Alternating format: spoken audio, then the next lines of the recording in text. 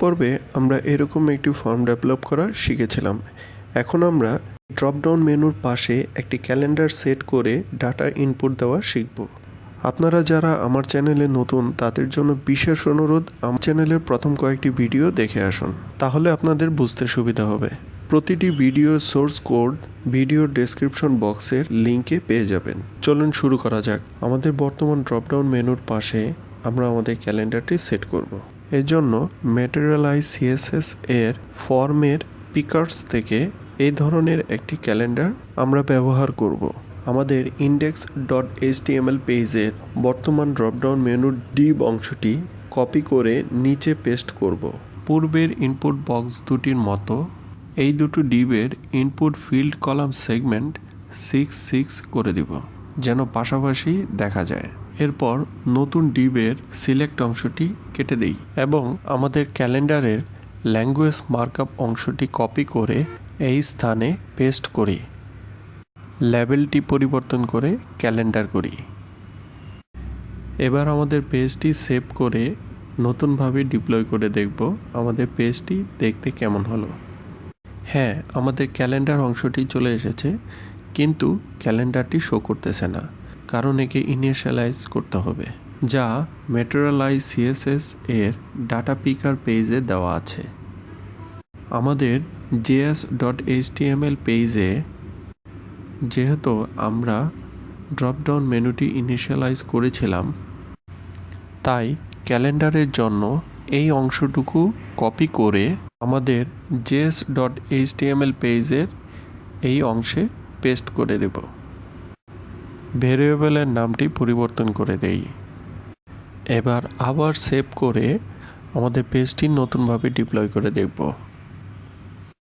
Yes, আমাদের calendar চলে এসেছে এবং সঠিকভাবে কাজ করতেছে। পুরাতন পেজ দুটো কেটে দিতে পারি। এখন আমাদের ক্যালেন্ডারের এই ইনপুট ডেটটি ডাটাবেজে ট্রান্সফারের কাজটি করতে হবে। এজন্য index.html পেজে আমাদের ক্যালেন্ডারটিকে একটি আইডি দিতে হবে। এরপর যথারীতি js.html পেজে ডু স্টাফ ফাংশনটিতে আমাদের নতুন document.getElementById-র ভ্যালু একটি ভেরিয়েবলের আন্ডারে নিতে হবে। পূর্বের মতো ডাটা ইনপুটের পর ক্যালেন্ডারটি পুনরায় খালি করার জন্য এই কাজটি করতে হবে। সবশেষে code.js পেজে আমাদের নতুন ভেরিয়েবলটি কপি করে এনে অ্যাপেন্ড রোতে পেস্ট করে দিতে হবে। এর ফলে ডাটাগুলো আমাদের স্প্রেডশিটের সবচেয়ে নিচের রোতে জমা হবে। হয়ে গেল আমাদের প্রোগ্রামিংয়ের কাজ। এবার আবার সেভ করে নতুনভাবে ডিপ্লয় করব। ডাটা ইনপুট দিয়ে দেখব। ইয়েস, যথা নিয়মে আমাদের পেজটি খালি হয়েছে এবং স্প্রেডশিটের সবচেয়ে নিচের কলামে আমাদের ডাটাগুলো চলে এসেছে। পুনরায় আরেকবার ডাটা ইনপুট দেই। এভাবে খুব সহজে আপনারা আপনাদের ওয়েব অ্যাপে ক্যালেন্ডার সংযোগ করতে পারেন। এই ডিপ্লয়মেন্ট পেজগুলোর একটি সমস্যা হলো টার্মস অফ সার্ভিস। আমি আমার টিউটোরিয়াল সিরিজের প্রথম পর্বে দেখিয়েছিলাম কিভাবে এই টার্মস অফ সার্ভিস রিমুভ করে ফ্রেশ একটি পেজ ক্রিয়েট করা যায়। আপনারা যারা মিস করেছেন তাদের জন্য আবার দেখাচ্ছি। আপনি আপনার কম্পিউটারের যে কোনো ফোল্ডারে একটি টেক্সট ফাইল ওপেন করুন। যে কোনো একটি নাম দিতে পারেন, যেমন ইন্ডেক্স।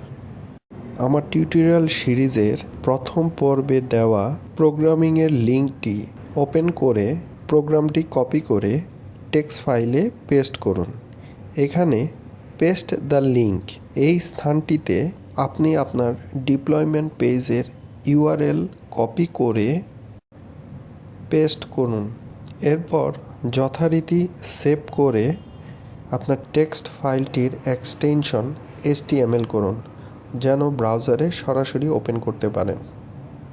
দেখুন, ডিফল্ট ব্রাউজারে আপনার পেজটিতে আর টার্মস অফ সার্ভিস দেখা যাচ্ছে না। একটি ডাটা ইনপুট দিয়ে দেখি। আমাদের পেজটি সঠিকভাবে খালি হয়ে যাচ্ছে এবং স্প্রেডশিটে ডাটাগুলো ঠিক মতো সেভ হচ্ছে। ভিডিওটি ভালো লাগলে আমার চ্যানেলটি সাবস্ক্রাইব করে রাখুন। পরবর্তী ভিডিওতে আপনাদের ডাইনামিক ড্রপডাউন তৈরি করে দেখাবো। ধন্যবাদ।